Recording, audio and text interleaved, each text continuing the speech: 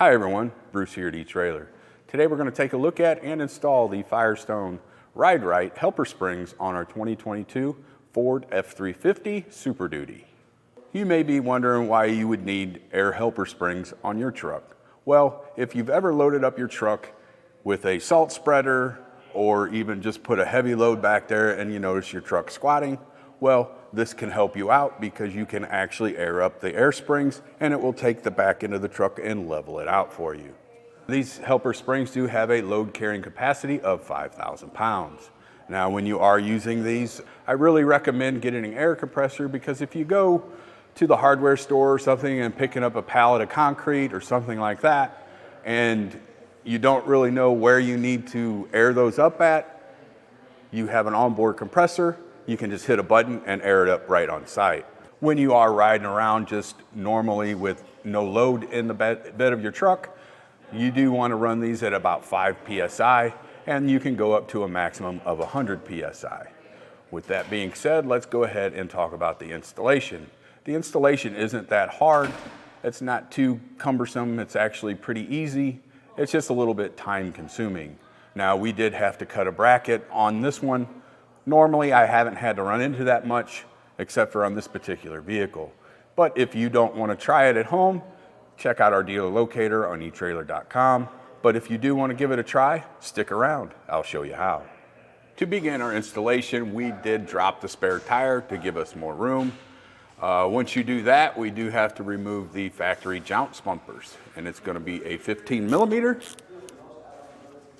And we're working on the driver's side, and you're just going to do the same thing on the passenger side as we do over here.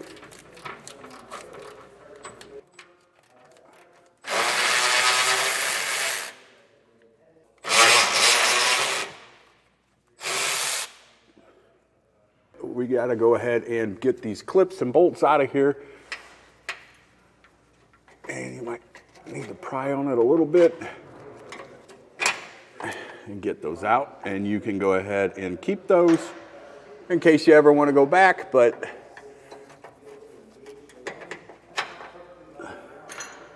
here's the bolt and clip that were inserted from the factory for the OEM jounce bumpers. We won't be reusing this hardware or anything, so you can just set all of that aside and store it away. Now we need to go ahead and grab our nut plate, and we put zip ties in it here. If you can see that, the zip ties are going to help us line it up when we get it up inside the frame. That's where this is going to be going. So you need to grab that, and then you need to go ahead and grab the 587202 with the L on it, because we are working on the left side. These are side specific, so pay attention to that. Now what I like to do is just go ahead and run the screws in there just to clean up the threads so it doesn't make it, if there's a tight spot going in, you're going to want to do that with the other one as well before we actually put this in.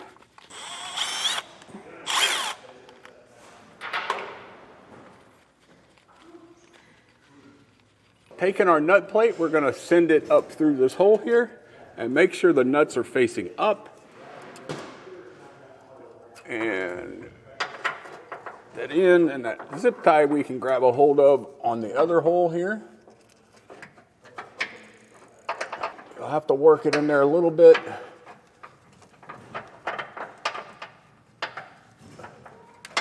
Like that. And what these zip ties are going to do for us is it's going to line up our holes. We will be cutting those off here in a bit once we get the upper plate mounted. Grabbing our upper plate and this hole right here, our zip tie is going to go right through there. That'll help us line up our threads. And then we can grab the 2.5-inch bolt and get it started. Once you get the first one lined up, the second one's a little easier.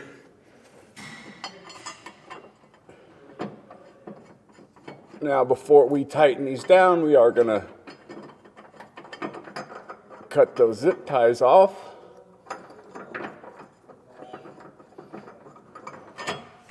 Let that hang there. You get a razor knife or a pair of cutters and go ahead and cut those zip ties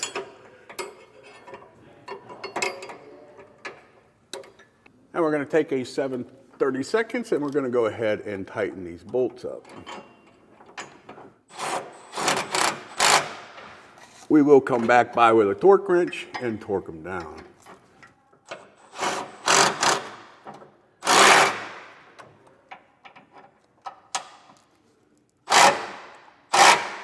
Now grabbing our torque wrench, and we're going to torque these down to the manufacturer specifications.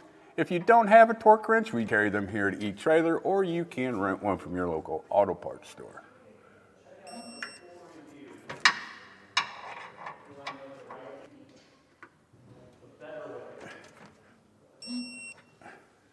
And we need to take our lower spring bracket and our lower frame bracket, and we need to go ahead and put those two together.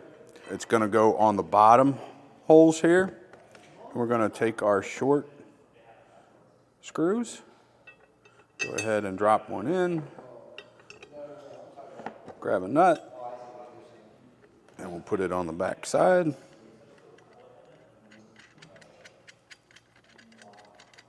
So we're going to take our lower frame bracket after we got our bolts in, and we're going to slide it up so this is touching, just like that. And then we're going to go ahead and torque those down to the manufacturer's specifications.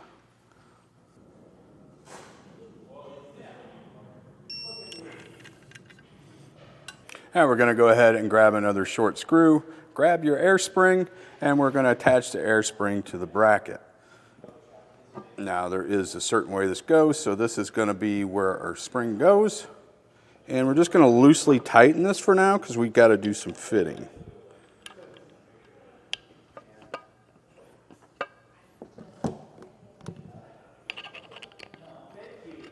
Now looking at the bracket that we have on the upper frame bracket here, there are two sets of holes. We want to go ahead and put the alignment pin on our spring to the front hole. So you got a rear hole and a front hole. You can go ahead and lay this up in here.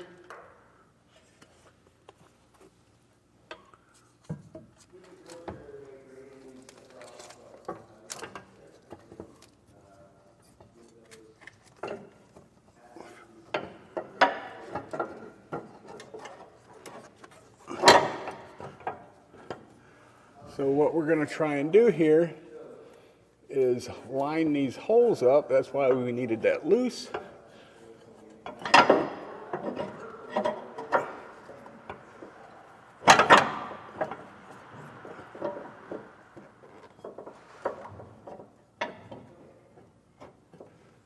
Just like that. We're going to hold it there, and we're actually going to mark our bracket and the airbag,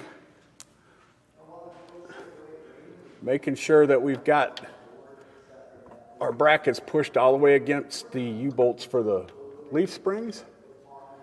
And we're going to go ahead and put a mark here. And we'll put another one here. Now we can go ahead and drop that back down.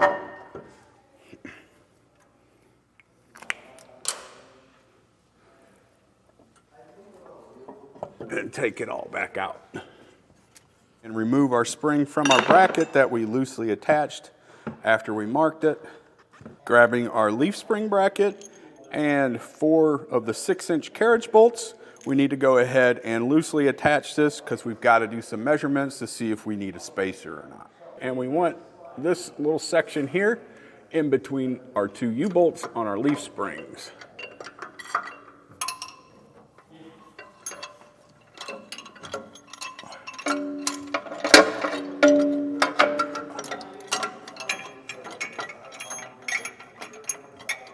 Get that loosely set. Just watch any brake lines or anything, and we may have to move a couple of these, but I think we'll be okay for now. I will grab our bracket, get it set in here, run those through our bracket. Now, I will mention there are separate instructions if you don't have this jounce bracket here that the jounce bumper hits. If you don't have that, there are more steps to do. Now that we just got this loosely on here, but we are up against the U-bolts of the leaf springs there, and make sure it's flat on our bracket here. Now we're going to take a measurement from here to here and see if we need to use the spacers. And we're looking at roughly 7¼ inches. So it does tell me that we are going to need to put the spacers in, so we're going to go ahead and take this bracket back out and put our spring with the spacers on, and we'll show you that in a bit. Good. One thing I do want to note, we've got brake lines running right here, and this bracket has an extension piece that comes down. I'll show you when we get it back off, but we needed to cut that off to go ahead and clear our brake lines. It's not that big a deal, but I just want to make a note that we did have to do that. Grab our air spring spacer and the protector for it, and that's going to go down on the bracket first, and then our spring, and then we can flip it over, and we're going to use the longer flathead screw to go down in there.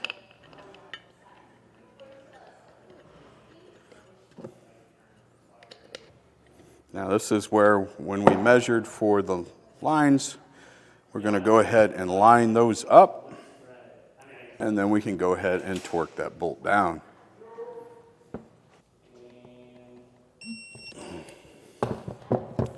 Now grabbing our whole assembly, we can smush that down a little bit, but I think I can get it right through here with no problem.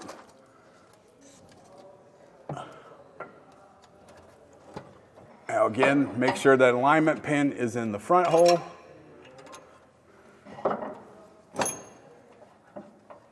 Take our carriage bolts and connect these together.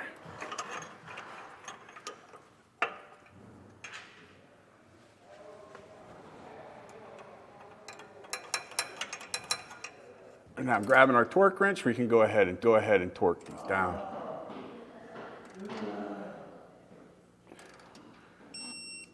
And we can take our nylon lock nut, and we're going to go screw this down right on this threaded piece here of the airbag. Take a 15/16 and go ahead and tighten it down.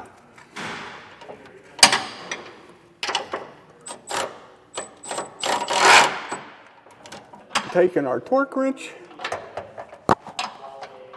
and go ahead and torque that guy down.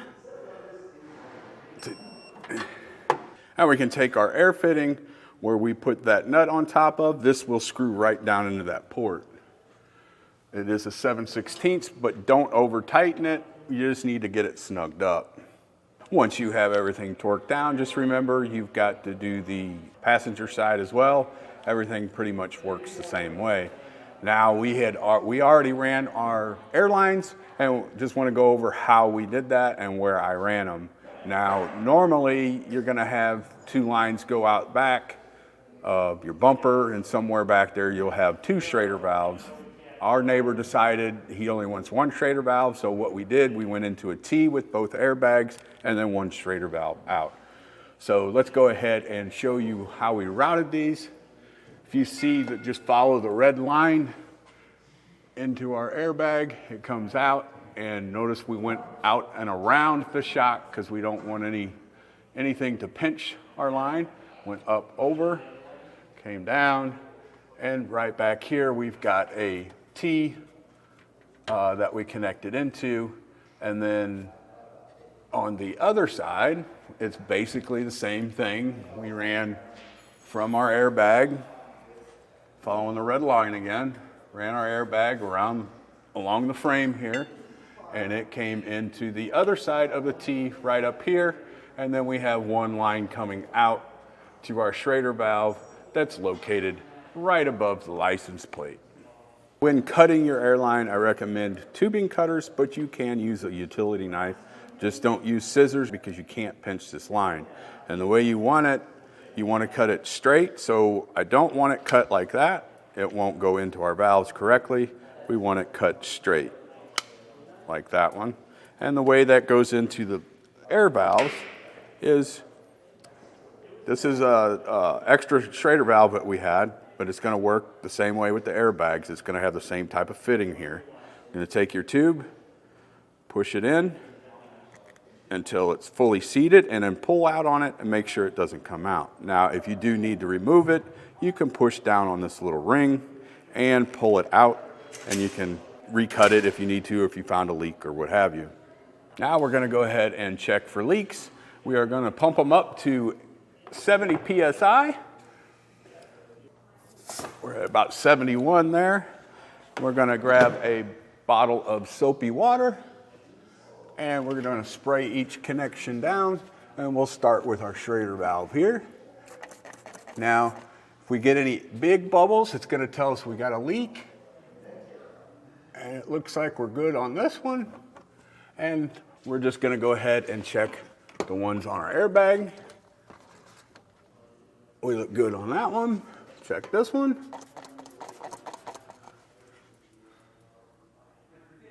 And we look good there. And if you found no leaks, hey, great job. But if you did find a leak, no worries. Just take that line off, give it a clean cut, put it back in, and check it again.